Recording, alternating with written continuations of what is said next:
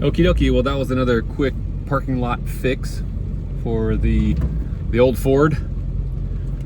The water separator valve was leaking and dumping fuel on the bottom of the truck and the motor and stuff and like that. So I've got the O-rings for them, but honestly they're buried so deep and we were close to Winslow. We're in Winslow, so we thought we'd just change it out, and here we go, back on the road.